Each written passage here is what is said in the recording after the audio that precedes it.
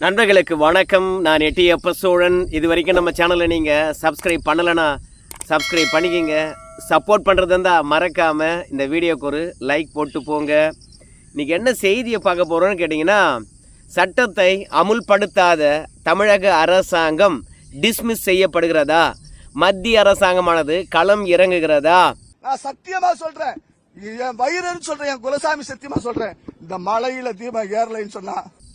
ஏன்னா திருப்பரங்குன்றத்தினுடைய மலை மீது இருக்கக்கூடிய தீபத்தூணில் தீபம் ஏற்ற வேண்டும். ஆனால் காவல்துறையானது அனுமதிக்கவில்லை. பிறகு யார் போயிட்டு திருப்பரங்குன்றம் மலை மீது தீபம் ஏற்ற வேண்டும் என்று நீதிமன்ற உத்தரவை பெற்றுக்கொண்டு வந்தார்களோ அவங்க மீண்டும் நீதிமன்றத்தை நாடுகின்றார்கள்.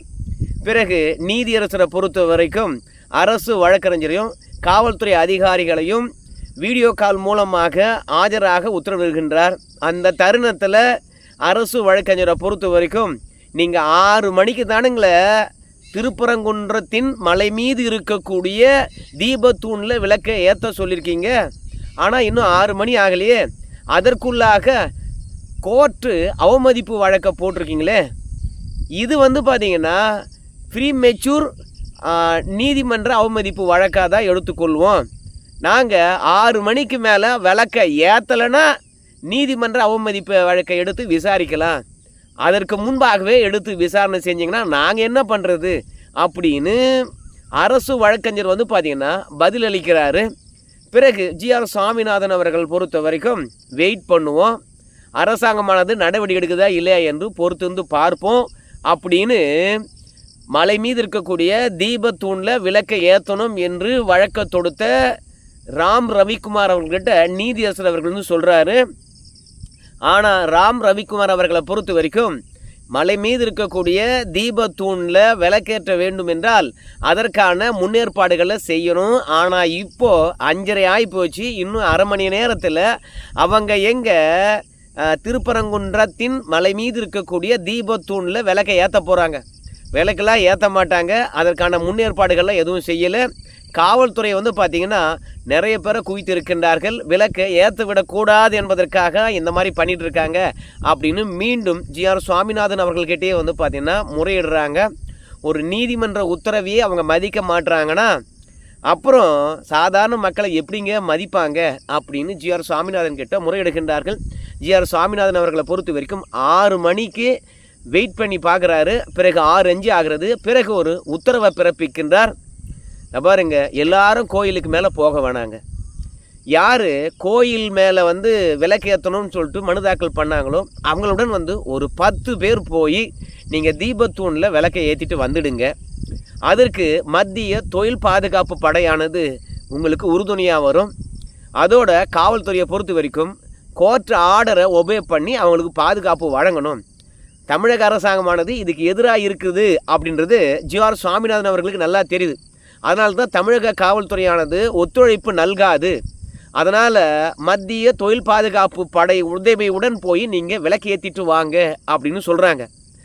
ஏற்கனவே நீதிமன்றமானது தீபத்தூணில் விளக்கு ஏற்ற வேண்டும் என்று தீர்ப்பு வழங்கியிருக்குது. அந்த தீர்ப்பை தமிழக அரசாங்கமானது நடைமுறைப்படுத்தலை. சப்பை கட்டி ஏதோ கட்டிட்டாங்க. ஆனால் மீண்டும் கண்டென்ட் ஆஃப் கோர்ட்டு போடுறாங்க, நீதிமன்ற அவமதிப்பு வழக்கு போடுறாங்க. அந்த நீதிமன்ற அவமதிப்பு வழக்கிலையும் நீங்கள் மீண்டும் போய் தீபத்தூணில் தீபம் ஏற்றலாம் அப்படின்னு தீர்ப்பு வருது. ஸோ 2 தீர்ப்பையும் அமுல்படுத்த மாட்டோம் அப்படின்னு காவல்துறையானது களத்தில் இறங்கி யார் தீபம் ஏற்ற வேண்டும் என்று சொன்னாங்களோ அவங்கள தடுத்து நிறுத்துது. உடனடியாக அந்த இடத்துல தள்ளுமுள்ளு ஏற்படுகிறது. உடனடியாக திடீர்னு காவல்துறை உயர் அதிகாரி, ஏங்க திருப்பரங்குன்றம் முழுவதுமே 144 தடை உத்தரவு போட்டிருக்காங்க, மலை மீது பார்த்திங்கன்னா 144 தடை உத்தரவு போட்டிருக்காங்க, அதனால் நாங்கள் மலை மீது ஏற அனுமதிக்க மாட்டோம், இங்கேயும் கூட்டம் கூடுவதை நாங்கள் ஒருபோதும் ஏற்றுக்கொள்ள மாட்டோம், அமைதியாக கலைந்து செல்லுங்க. நாளைக்கு காலையில் சென்னை உயர்நீதிமன்றத்தில் நீதியரசர் ஜெயச்சந்திரன் முன்னிலையில் இந்த வழக்கு மேல்முறையீட்டுக்கு போயிருக்குது. முதல் வழக்காக விசாரணைக்கு வருது. அந்த வழக்கு என்ன தீர்ப்பு வருதோ அதை நாம் அமல்படுத்துவோம். காலையில் 10:30 மணிக்கெலாம் தீர்ப்பு வந்துடும், நீங்கள் போயிட்டு வாங்க அப்படின்னு காவல்துறையினர் சொல்கிறாங்க. ஆனால் நீதிமன்றத்துடைய உத்தரவை நீங்கள் பார்த்த பிறகு 144 தடை உத்தரவு போடுறீங்களே, நீங்கள் என்ன பண்ணியிருக்கணும்? நாங்கள் என்ன விலக்கேற்ற வேண்டும் என்று கோரிக்கை இன்றைக்கே வைக்கிறோம்? நாங்கள் கிட்டத்தட்ட 1 மாத காலமாக நீதிமன்றத்தில் போராடி கொண்டு இருக்கணுமா இல்லையா? அப்போது திருப்பரங்குன்றத்தில் கூட்டம் கூடக்கூடாது 144 தடை உத்தரவு போடுறோம்னா அப்பயே போட்டிருக்க வேண்டியதானே? கண்டெம்ட் ஆஃப் கோர்ட் தீர்ப்பு, அது நீதிமன்ற அவமதிப்பு வழக்கிலேயே தீர்ப்பு வந்திருக்குது. அதற்கு பிறகு நீங்கள் 144 தடை உத்தரவு போடுறீங்கன்னா அப்போ உள்நோக்கம் உங்களுக்கு என்னவா இருக்குது? இந்துக்களுக்கான உரிமையை பறிப்பதற்காக தானே இதை பண்ணுறீங்க அப்படின்னு போராட்டக்காரர்கள் களத்தில் குதிக்கிறாங்க. இந்த ஜோதி ரூபத்துல சொல்றேன், வயிறறிஞ்சு சொல்றேன், ஒத்த இந்துவுக்கு கூட உரிமை இல்லைன்னா இந்த நாட்டில் நாம இருக்கிற வேஸ்ட். ஏற்கனவே இது எல்லாம் நடப்பதற்கு முன்பாகவே அந்த கோர்ட் ஆர்டரை காட்டி மலை மீது தீபம் ஏற்றணும், அனுமதிக்கணும் அப்படின்னு சொல்லிட்டு இந்து பெருங்குடி மக்கள் வந்து பார்த்தீங்கன்னா கோரிக்கை வைக்கிறாங்க. காவல்துறையானது பேரிகார்டை போட்டு தடுக்குது. ஆனாலும் இந்துக்களை பொறுத்த வரைக்கும் எதற்குமே மசியவில்லை. ஸோ பேரிகார்டு எல்லாவற்றையும் தூக்கி எறிகின்றார்கள். பிறகு ஆவேசம் அடைகின்றார்கள். ஆனால் விலக்கேற்ற வேண்டும் என்று கோரிக்கை வைத்தவர்களை பொறுத்த வரைக்கும் அமைதியாக இருங்க. இன்னைக்கு நாங்க எல்லாரும் சேர்ந்தே சொல்றோங்க, எங்களுக்கும் முஸ்லீமுக்கும் எந்த விதமான பிரச்சனையும் கிடையாது. நாங்க எல்லாரும் சகோதரர்களா தான் இருக்கோம். இதுல விஷம கிருமிகள், அரசியல் ஆதாயம் தேடக்கூடிய அற்ப நபர்கள் இதை செயல்படுத்தணும்னு நினைக்கிறாங்க. இது சட்டத்தின் மூலமாக தான் பிரச்சனையை தீர்க்க முடியும். நாம ஏதாவது கையை காலை வச்சில்லாம ஏதாவது வம்பு தும்பு பண்ணிட்டோம்னா அதையே காரணமாக காட்டி நிரந்தரமாக மலை மீது நம்மளை போக விடாம பண்ணிடுவாங்க. கலவரம் பண்றாங்கன்னு சொல்லிட்டு நம்மளை அடையாளப்படுத்தி விலக்கு ஏற்ற விடவே மாட்டாங்க. அதுவே அவங்களுக்கு எவிடன்ஸாக போயிடும். அதனால் எல்லாரும் கலைஞ்சு போங்க அப்படின்னு சொல்கிறாங்க. பிறகு போராட்டத்தில் ஈடுபட்டவர்கள் கலைந்து செல்கின்றார்கள். ஆனாலும் விலக்கை ஏற்றாமல் விடமாட்டோம் அப்படின்னு சொல்லிட்டு வழக்கறிஞர்களுடன் போயிட்டு ரவிக்குமார் அவர்களை பொறுத்த வரைக்கும் வாக்குவாதம் பண்ணுறாரு. கடைசி வரைக்கும் காவல்துறை அதிகாரியை பொறுத்த வரைக்கும் கண்டெம்ட் ஆஃப் கோர்ட்டுங்க, அது பரவாயில்லைங்க, நான் பேஸ் பண்ணுறேங்க, அதனால் என்னங்க அப்படின்னு சொல்லிட்டு அவர் மல்லுக்கு நிற்கிறாரு. இதுக்கு பின்னாடி திமுக அரசாங்கம் இல்லாமல் நீதிமன்ற உத்தரவை அமுல்படுத்தாமல் வேடிக்கை பார்க்குமா இந்த அரசாங்கம்? சட்டத்தை நடைமுறைப்படுத்தலைன்னா உடனடியாக அந்த ஆட்சியை டிஸ்மிஸ் பண்ணுவாங்களா அப்படின்னு கேட்டிங்கன்னா, ஏன்னா சில இந்து ஆதரவாளர்களை பொறுத்த வரைக்கும் சட்டத்தை அமுல்படுத்தலையா உடனே பாருங்கள் உங்கள் ஆட்சியை டிஸ்மிஸ் பண்ண போகிறாங்க அப்படின்னு சொல்லிட்டு இருக்காங்க. அதற்கான வாய்ப்பு துளியும் கிடையாது. ஒருவேளை திமுக அரசாங்கத்தை மிரட்டி பார்க்கணும் என்பதற்காகவும் இல்லை ஒரு பயத்தை உண்டாக்கணும் அப்படின்றதுக்காகவும் இந்த சட்டத்தை அமுல்படுத்தலை அப்படின்னா ஆட்சியை கழிச்சிடுவாங்க அப்படின்னு சொல்லலாமே கண்டி. அப்படி ஒன்றும் கோர்ட்டு தீர்ப்பை அமுல்படுத்தவில்லை என்றால் ஆட்சிலாம் கலைக்க மாட்டாங்க. அந்த அளவுக்கு பாஜகவுக்கு துணிச்சலும் இல்லை. அது மட்டும் கிடையாது, ஆட்சியை இதுக்காக கலைச்சாங்கன்னா திமுகவுக்கு இன்னும் அனுபவ ஓட்டு தான் விழும். அது மட்டும் இல்லாமல் ஒட்டுமொத்த சிறுபான்மையினர் பார்த்திங்கன்னா திமுகவை ஏற்கனவே தூக்கி பிடிக்கிறாங்க.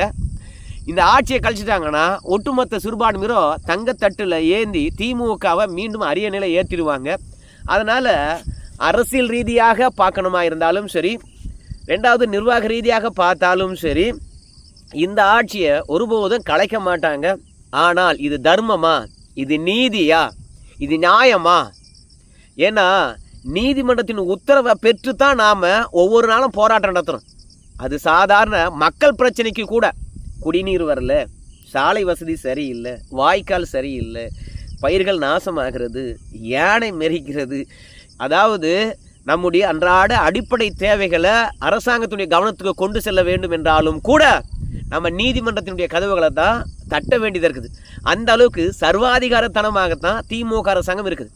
அதுக்கு காரணம் திமுகவை நான் குறை சொல்ல மாட்டேங்க. ஆனால் மானங்கெட்டு போய் திமுகவுக்கு பின்னாடி நின்றுக்கிட்டு கூவுது இல்லையா ஊடகம், அந்த ஊடகத்தினுடைய நெறியற்ற தன்மையை தான் நாம் குறை சொல்லணுங்க. உண்மையாக மக்கள் பிரச்சனையை பேச வேண்டியதுங்க. மக்கள் உரிமைக்காக பக்கத்தில் நிற்க வேண்டிய ஊடகம் ஒருபோதும் நிற்பதே கிடையாதுங்க. சென்னையில் எவ்வளோ பெரிய பெரு வெள்ளங்க, உங்கள் எல்லாருக்கும் தெரியும். மழையானால் ரொம்ப பெய்யலைங்க. ஆனால் இந்த சிறு மழைக்கு சென்னையானது தத்தளித்துதுங்க. எல்லா சாலையும் குண்டும் குழியுமா போயிடுச்சிங்க. ஆனால் திமுககார முட்டு கொடுக்குறான். அந்த முட்டு கொடுக்கின்ற விஷயத்த ஊடகத்தில் காட்டுது இந்த தொலைக்காட்சிகளும் செய்தித்தாள்களும். ஆனால் மக்கள் படுகின்ற அவதியை இந்த செய்தித்தாள்களும் இந்த ஊடகமும் காட்ட மாட்டேது. குண்டும் குழியுமாக மாறி போயிருக்கின்ற சாலையில் டெம்பரவரியாக கொண்டு வந்து ஒன்று கிரஷர் மண்ணை கொட்டுறாங்க, அப்படி இல்லைன்னா கிரவலை கொட்டுறாங்க, இல்லைனா சிப்ஸ் ஜெல்லியை கொட்டுறாங்க. அது எத்தனை நாளைக்குங்க தாங்கும்? மழை காலம் வரும்னு தெரியும். இந்த மாதிரி சூழ்நிலையை நம்ம என்ன இன்றைக்கே எங்கே அனுபவிக்கிறோம்? ஆண்டாண்டு காலம் அனுபவிச்சுட்டே இருக்கிறோங்க. சென்னையில் மட்டுமா, தமிழகம் முழுவதுமே இந்த பரிதாப நிலைங்க. சாலையில், தெருக்களில், வீடுகளில் அங்கே பாம்பு, பல்லி, பூரா என்று விஷ ஜந்துக்கள் இந்த தண்ணியில் நீந்தி வருதுங்க. ஒவ்வொரு வருடமும் வந்து பார்த்திங்கன்னா மக்களுடைய குமுறல்கள் அதிகரித்து கொண்டே இருக்குதுங்க. ஆனால் வாயடைப்பதற்காக வாக்கு போடுகின்ற தருணத்தில் பணம் கொடுத்து ஓட்டை வாங்கிடுறாங்க. கடந்த கால கசப்புகளும் நினைவுகளும் அப்படியே நம்ம மக்கள் மறந்து போய் திமுக ஓட்டு போட்டுடுறாங்க. அதனால் சட்டம் ஒழுங்கெல்லாம் சந்தி சிரிக்குதுங்க. நியாயமாக நிறைவேற்ற வேண்டிய கடமைகளை கூட இந்த அரசாங்கம் நிறைவேற்றுறது கிடையாது. அதற்காகவே போராடுவது மக்களுடைய அன்றாட வாடிக்கையாக போயிடுச்சு. அப்படி இருக்கும்போது இந்துக்களை பொறுத்த வரைக்கும் திருப்பரங்குன்றம் மலையின் மீது தீபத்தூணில் தீபம் ஏற்றணும் என்று போராடினா இந்த ஊடகம் காட்டுமா? இந்துத்துவவாதிகள், அதோட இந்து முன்னணியர் அப்படின்னு சொல்லிட்டு கலைந்து போகின்றது இந்த ஊடகம். கலவரமாக்கிட்டாங்க அப்படின்னு காட்சிகளை காட்டுறாங்களே கண்டி. ஆனால் ஒரு இந்துக்களுடைய உரிமையை இந்த அரசாங்கம் காலில் போட்டு மெரிக்குது அப்படின்றத இந்த ஊடகம் ஏன் காட்டலை அப்படின்றது தான் நம்முடைய வேதனையாக இருக்குதுங்க. சட்டப்படி இவங்க அணுகுகின்றார்கள். ஆனால் காவல்துறையினரை பொறுத்த வரைக்கும் சட்டவிரோதமாக கூடுகின்றவர்களை நாங்கள் தடுக்கணும், அதற்காக தான் 144 தடை உத்தரவு போட்டிருக்கோம் அப்படிங்கிறாங்க. அதுக்கு தான் சொல்கிறாங்க, போராட்டக்காரர்களும் மாலையில் தீபம் ஏற்ற வேண்டும் என்று கோரிக்கை வைக்கிறவங்களும் கோர்ட்டு ஆர்டருடன் வந்திருக்கிறோம், நாங்கள் சட்டவிரோதமாக வந்தவங்க அல்ல, எப்படி எங்களை நீங்கள் அனுமதிக்காமல் போகலாம்? பாருங்க, 4 பேருக்கு மேலே தானேங்க வந்து கூடக்கூடாது, 4 பேராவது மேலே ஏறி தீபம் ஏற்றிட்டு வந்துடுறோம். கோர்ட்டு உத்தரவிட்டுருக்குதுங்க. கண்டெம்ட் ஆஃப் கோர்ட்டுக்கு பிறகு தீர்ப்பு வந்திருக்குதுங்க. இது கூட மதிக்க மாட்டீங்களா அப்படின்னு சொல்லுகிற போது நம்ம ஸ்டாலின் ஐயா அவர்களுடைய ஆதரவுனால காவல்துறையை பொறுத்த வரைக்கும் நாளைக்கு பார்த்துக்கலாம் போங்க அப்படின்னு சொல்லிட்டு எடுத்தறிந்து பேசுகின்றார்கள். ஆனால் ஒரு விதத்தில் நம்ம முதலமைச்சர் ஐயா அவர்களுக்கு நன்றி சொல்லணுங்க. ஏன் தெரியுமா? ஒருவேளை திருப்பரங்குன்றத்தினுடைய மலை மீது இருக்கக்கூடிய தீபத்தூணில் தீபத்தை நம்ம ஏற்றிட்டோம்னு வச்சுக்கோங்களேன், அது யாருக்கும் தெரியாமல் தான் போயிருக்குங்க. ஆனால் இன்னைக்கு திமுக வந்து பார்த்தீங்கன்னா இந்துக்களுக்கு எதிராக இருக்கிறது. இந்துக்களுடைய அடிப்படை உரிமையை இந்த அரசாங்கம் மறுக்கிறது. இந்துக்கள் இந்த நாட்டினுடைய குடிமக்கள் கிடையாது. இந்த மாநிலத்தில் இருக்கக்கூடிய இந்துக்களை பொறுத்த வரைக்கும் அந்நிய நாட்டிலேருந்து வந்தவங்க, இல்லை ஏலியன்ஸு. அதனால் அவங்களுக்கு அடிப்படை உரிமையெல்லாம் எதுவும் கிடையாது. பேச்சுரிமை கிடையாது, எழுத்துரிமை கிடையாது, வணங்கும் உரிமை கிடையாது, வாழும் உரிமை கிடையாது. அதனால் திமுக பொறுத்த வரைக்கும் காவல்துறையை போட்டு ஒடுக்குகிறது அப்படின்ற விஷயத்தை தெளிவுபடுத்தி இருக்கிறது. இந்த இந்துக்களுடைய உரிமையை பறிக்கின்ற விஷயத்தை தீபத்தூணில் தீபம் ஏற்றக்கூடாது என்று தடுத்து நிறுத்தினால 10 பேருக்கு தெரிஞ்சது 10,000 பேருக்கு தெரிஞ்சது, 10,000 பேருக்கு தெரிஞ்சது 10 லட்சம் பேருக்கு தெரிஞ்சிருக்குது. அதனால் 10 லட்சம் இளைஞர்கள் கூட திருப்பரங்குன்ற மலையின் மீது திமுக செய்த துரோகம், தீபம் ஏற்ற விடாமல் தடுத்த அநியாயங்களை புரிஞ்சுக்கிட்டாங்கன்னா இந்த ஆட்சி அரசாங்கத்தினால் கலைக்கப்படுகிறதோ இல்லையோ கண்டிப்பாக இந்து மக்களால் அகற்றப்படும். அதான் அங்கே போராட்டக்காரர்களும் அதை தான் சொன்னாங்க. கற்பூரம் ஏந்தி முருகன்கிட்ட வேண்டிக்கிட்டாங்க. பாருங்க, நீங்கள் மலை மேலே தீபம் ஏற்ற விட வேணாங்க, நாங்கள் அதை பற்றிலாம் ஒன்றும் கவலைப்படலைங்க. ஏன்னா திமுக அரசாங்கமானது அனுமதிக்காது. ஏன்னா சில கூட்டணி கட்சிகளை பொறுத்த வரைக்கும் ஜெயலலிதா கூட வந்து பார்த்திங்கன்னா ஆர்எஸ்எஸ் பேரணிக்கு அனுமதி வழங்கியது கிடையாது. ஆனால் முதலமைச்சர் ஸ்டாலினுடைய ஆட்சியில் ஆர்எஸ்எஸ் ஆனது பேரணி போகுது. இது என்ன சிறுபான்மையினருக்கு பாதுகாப்பான அரசு அப்படின்னு உசுப்பேத்தி கடைசியில் மலை மேலே விளக்கேற்ற உடலைங்க. இன்றைக்கி அப்படி தான் சமூக வலைத்தளத்தில் போய் பார்க்கும்போது, ஏய் முத்துவேல் கருணாநிதி ஸ்டாலின் யாருன்னு நினச்சிட்ட அந்த நீதிபதியை இப்போ வர சொல்கிறா அப்படின்னு சொல்லிட்டு உசுப்பேத்திட்டு இருக்காங்க. நீங்கள் எதை வேணாலும் பேசலாம், உங்கள் மதவெறிக்கு இந்துக்கள் ஆளாகலாம், இன்றைக்கி புறக்கணிப்புகள் நடக்கலாம். ஆனால் நிச்சயமாக இந்துக்கள் இதற்கான பதில் அளிக்கின்ற இடம் வாக்கு போடுகின்ற இடமா இருக்கும். அந்த தருணத்தில் எத்தனை ஆண்டு காலம் தாங்க இந்த திமுக இருக்க போகுது? இந்த இந்துக்களை பொறுத்த வரைக்கும் வரி போட்டு பார்த்தாங்க, மதம் மாற சொன்னாங்க, மாறலைங்க. வால் எடுத்து வீசி பார்த்தாங்க, மதம் மாற சொன்னாங்க, மாறலைங்க. அதனால் எங்கள் முன்னோருடைய வீரம் என்னன்றது எங்களுக்கு தெரியுங்க. அதனால் இந்த ஆட்சி நிரந்தரம் அல்ல. அதே மாதிரி இந்துக்களை பொறுத்த வரைக்கும் இந்த ஆட்சிக்கு எதிராக வாக்களிப்பாங்க, நிச்சயம் மாற்றம் வரும். அப்படி வாக்களிக்கலைன்னா அந்த மானங்கட்ட பசங்க செத்து போனாலும், இல்லை அந்த மானங்கட்ட பசங்களுடைய உரிமை பறி போனாலும் நமக்கு கவலை கிடையாதுங்க. ஏன்னா சூடு சொரணை இருந்தால் இந்துக்கள் ஒற்றுமை அடைவான். மானத்துக்கு துணி கட்டுறவனா இருந்தா நம்முடைய சம்பிரதாயத்தை காப்பாற்றுவதற்காக திமுக எதிராக ஓட்டு போடுவான். இல்லைன்னு வச்சிங்களேன், அவனாச்சு அவன் பொழப்பாச்சு. சொல்ல வேண்டியது நம்ம சொல்லியாச்சுங்க. ஏன்னா இன்னைக்கு நீதியரசர் ஜெயச்சந்திரன் அவர்கள் என்ன தீர்ப்பு வழங்குகின்றார் என்பதை பொறுத்துந்து பார்ப்போம். சட்டப்படி நாம் போவோம். எந்த விதமான போராட்டம், ஆர்ப்பாட்டம், கலவரங்கள்லாம் தேவையில்லை. ஏன்னா இந்த கலவரங்களை அடிப்படையாக வச்சே நம்முடைய உரிமையை தடுத்து நிறுத்துருவாங்க அப்படின்னு போராட்டக்காரர்கள் சொல்லியிருக்கிறாங்க. இன்னொரு விஷயத்தை நான் சொல்லி இந்த வீடியோவை நான் முடிச்சிடுறேன். அரசு ஊழியர்களுக்கு கொடுத்த வாக்குறுதியை இந்த அரசாங்கம் காப்பாற்றவில்லை. விவசாயிகளுக்கு கொடுத்த வாக்குறுதியை இந்த அரசாங்கம் காப்பாற்றவில்லை. பெண்களுக்கு 1000 ரூபாய் கொடுப்போம் எல்லோருக்கும் சொன்ன வாக்குறுதியை நிறைவேற்றவில்லை. கல்வி கடனை தள்ளுபடி செய்வோம் அப்படின்னு சொன்னாங்க. மாணவர்கள் தந்த வாக்குறுதியை நிறைவேற்றவே இல்லை. ஸோ நகைக்கடன் யாருதும் தள்ளுபடி பண்ண மாதிரி தெரியல. அதனால் அரசு ஊழியர்களிருந்து அடித்தட்டு மக்கள் வரைக்கும் இந்த அரசாங்கம் வாக்குறுதி கொடுத்து ஏமாந்து தான் நிற்கிறாங்க. அப்படி இருக்கும்போது நீதியரசர்கள் தீர்ப்பு வழங்கினாலும் அந்த தீர்ப்பை இவங்க நடைமுறைப்படுத்திடுவாங்களா? முழுக்க முழுக்க தேர்தல் நோக்கம், வாக்குக்காக இவங்க செய்கின்ற கீழ்த்தரமான அரசியல். அதனால தாங்க அரசு வழக்கறிஞர் முத்துக்குமாரசாமி 48 வயது கொண்டவர் தென்காசியில் அவருடைய அலுவலகத்திலே பார்த்தீங்கன்னா வெட்டி படுகொலை செய்திருக்கிறாங்க. எப்படிங்க அரசு வழக்கறிஞர் மீது கை வைக்க எண்ணம் வந்துச்சு? வயசான பெண்மணிலிருந்து குழந்தை வரைக்கும் பாலியல் வன்புணர்வுக்கு ஆளானாங்க. இந்த அரசாங்கமானது பார்த்துக்கிட்டு சும்மா இருந்தது. அதோட அரசு ஊழியர்கள் ரோட்டில், கோர்ட்டில் எங்கே வேணாலும் வெட்டி படுகொலை செஞ்சாங்க. அப்பயும் இந்த அரசாங்கமானது பார்த்துக்கிட்டு சும்மா இருந்தது. இன்றைக்கி தமிழக அரசாங்கத்தில் அரசு வழக்கறிஞராக இருக்கக்கூடியவர் இன்னொரு கொடுமைன்னு கேளுங்க. அவர் தென்காசியில் திமுக வழக்கறிஞர் அணியினுடைய துணை அமைப்பாளராக இருந்திருக்கிறார். ஸோ கட்சியிலும் அரசு வேலையிலையும் அரசு வழக்கறிஞராகவும் இருந்திருக்கிறார் முத்துக்குமாரசாமி. அவரை அவருடைய அறையிலேயே போய் வெட்டி இருக்கிறாங்கன்னா இந்த ஆட்சியில் சட்டம் ஒழுங்கு எங்கே இருக்குது? இது மக்கள் வாழ்கின்ற நாடா இல்லை கொலை நாடா? நான் கேட்கல, எடப்பாடி பழனிசாமி கேட்டிருக்கின்றார். சட்ட ஒழுங்கு சீரழிந்து போனதில் தமிழ்நாடு நம்பர் 1, கொலை செய்கிறதுல நம்பர் 1, பெண்கள் பாலியல் வன்புணர்வு நடக்கின்ற மாநிலங்களில் நம்பர் 1, அப்புறம் திருடு, அதோடு போச்சுன்னா வழிப்பறி, போதைப் பொருள், இப்படி எல்லாமும் தமிழகம் தான் பார்த்தீங்கன்னா நம்பர் 1. கேட்டால் நான் தான் நம்பர் 1 முதலமைச்சர் என்று தட்டி கொள்வார். முதல்ல சட்ட ஒழுங்கு சரியாக காப்பாற்ற சொல்லுங்க அப்படின்னு சொல்லியிருக்காங்க. ஸோ இந்த ஆட்சியில் யாருக்குமே பாதுகாப்பு இல்லை. ஆனால் இந்துக்களுக்கு மட்டும் பாதுகாப்பு இருக்குமா? ஆனால் முருகன் மீது சத்தியம் செய்து விட்டு போயிருக்கின்றார்கள். என்ன நடக்க போகுதுன்னு நம்ம பொறுத்து பார்க்கலாம். ஆனால் இந்த சட்டத்தை நிறைவேற்றவில்லை. அதோடு போச்சுன்னா காவல்துறை ஒத்துழைப்பு நல்கவில்லை. அரசாங்கமானது கோர்ட்டு தீர்ப்புக்கு எதிராக இருக்கிறது, ஆட்சியை கழிச்சிடுவாங்களா அப்படின்னு கேட்டிங்கன்னா அப்படிலாம் கலைக்க மாட்டாங்க. அப்படி கலைக்கிறதா இருந்தால் கர்நாடக அரசாங்கத்தை எப்போ கலைச்சிருக்கணும். காவிரி நடுவர் மன்ற தீர்ப்பை நடைமுறைப்படுத்ததே கிடையாது. காவிரி மேலாண்மை வாரியத்தினுடைய உத்தரவை நடைமுறைப்படுத்ததே கிடையாது. அதனால் எந்த ஆட்சியும் சரி தீர்ப்பை நடைமுறைப்படுத்தவில்லை என்பதற்காக டிஸ்மிஸ் பண்ண மாட்டாங்க.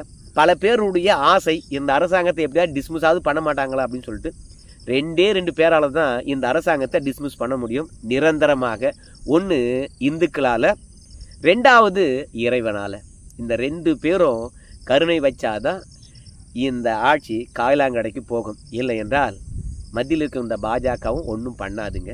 சரி, இந்த வீடியோ தொடர்பான உங்கள் கருத்துக்களை சொல்லுங்கள். திருப்பரங்குன்றத்தின் மீது இருக்கக்கூடிய தீபத்தூணில் இன்னைக்கு விளக்கு ஏற்றுவாங்களா? உங்கள் கருத்து என்ன? நன்றி.